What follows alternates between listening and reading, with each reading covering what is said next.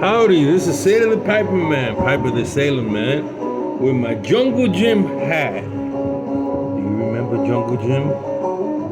Maybe we're too young to remember Jungle Gym. Look it up. Well, today I'm smoking my wonderful Bulldog Oriental Tobacco. At least some Oriental tobaccos. Because the last time I smoked full body tobacco, my uncle had come from Istanbul with rolled cigarettes called Murad. And I was, Uncle, maybe I was 10, 9 or 10. Uncle, what's that? He was making the cigarettes at a machine. Was making the cigarettes. And when he lit it up, it was so aromatic, so floral, great smelling. And I snuck in one day when he had his pack. Took a cigarette, me and another kid in the block. We lit it up. We choked on it. But we loved the flavor. We never did that again. He knew I had taken one. He says, one day, when I get old, you're going to buy me a pack.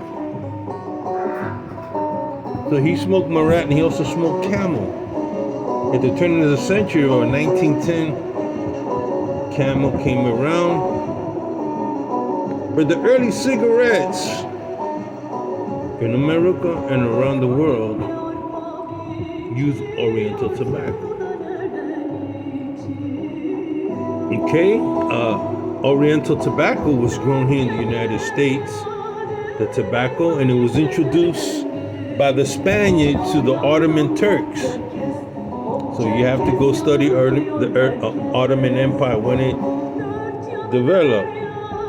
They introduced it. Had to be in the 15th century somewhere, right? Couldn't be older than 1492. So introduced them, and after a while, a century or so, they developed their own techniques, and then the Greeks began. The Macedonians, Spoken area, began growing it. Dalina Crete, Syria began growing it with Latakia. And it was first being used, it's expensive. They didn't have a lot of land to grow it on. It was expensive, great in demand. And the first cigarettes in the United States and abroad were made from Oriental tobacco. The other name for Oriental tobacco is Turkish tobacco. That is grown on the north side of Turkey in the Black Sea now. It's grown in the Balkan states.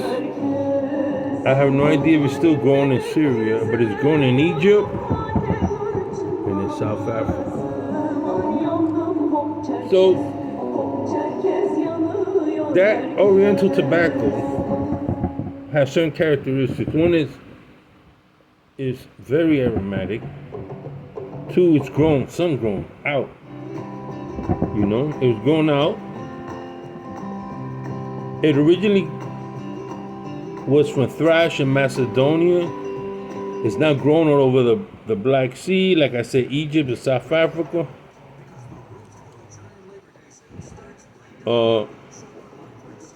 Then something happened, wars broke out. Virginia became popular. Barely became popular because it would change the taste. Soldiers were given cigarettes.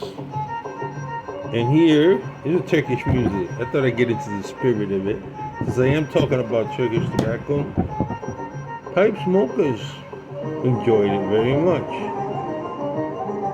Then it took off. Oriental tobacco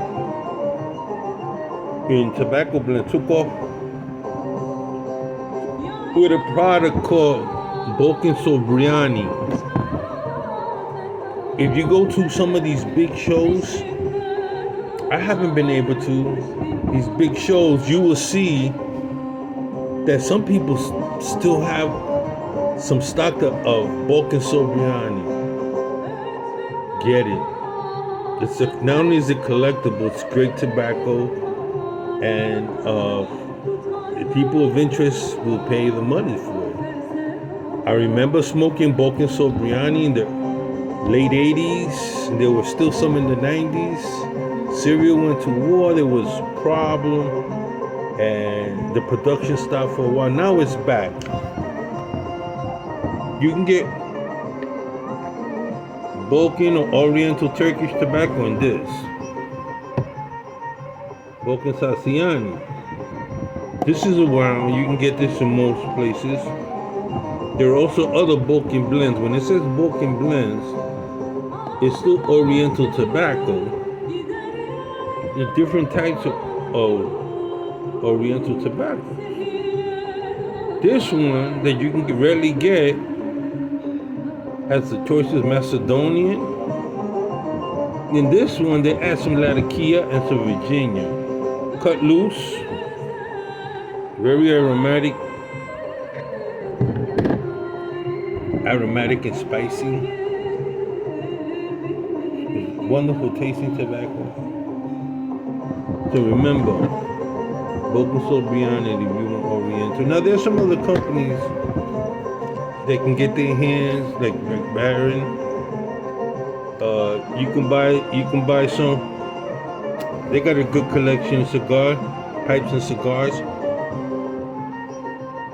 I'm talking about predominant, and you can buy from them a Turkish blend of just Oriental tobaccos, but it's gonna cost you something.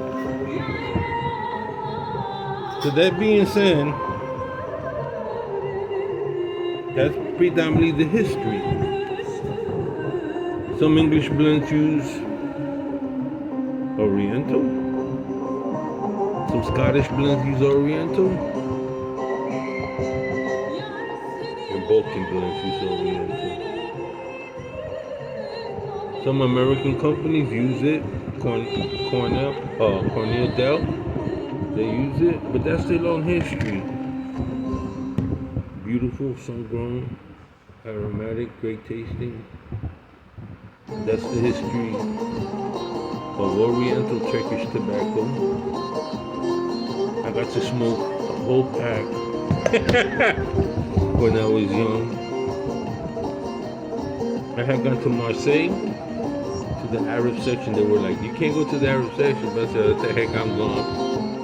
I sat there near Kabash, and I bought some, and I'm sitting there, and a couple of Arabs came next to me, and they had this habit of kneeling down, so I kneeled down with them.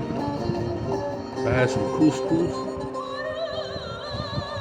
and a Greek drink, and I'm sitting there just smoking cigarettes, Turkish tobacco, looking to them, and they're trying to communicate in English. I said, yeah, I'm from the Caribbean. I wouldn't tell them I was from the United States because I didn't know what would happen. But that was my experience. And of course, I can still taste Turkish tobacco, Balkan Sasiani, and many other Balkan blends. So enjoy it while you still have it.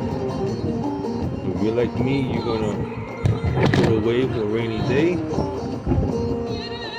Spanish introduced it to the Turkish developed their own. It went from region to region. Those people decided to grow it. And that's how cigarettes came to be. The cigarettes after World War I, we fought against the Ottoman. They weren't going to sell us anything. So we used Virginia and Burley. The U.S. servicemen began smoking cigarettes. American-made Virginia, Burley blends. Even Prince Edward and half was used to Burley. But there's nothing finer.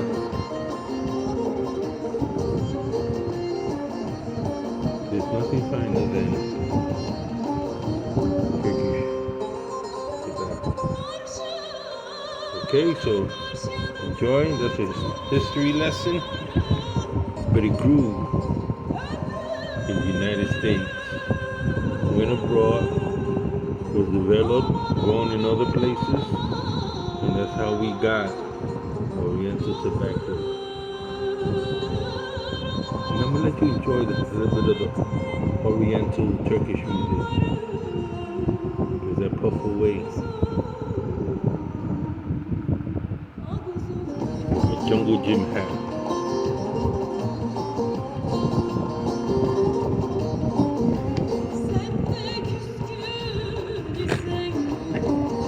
Gotta get it.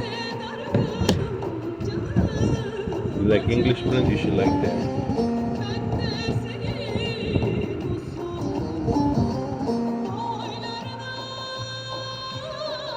Good to be a man of the world.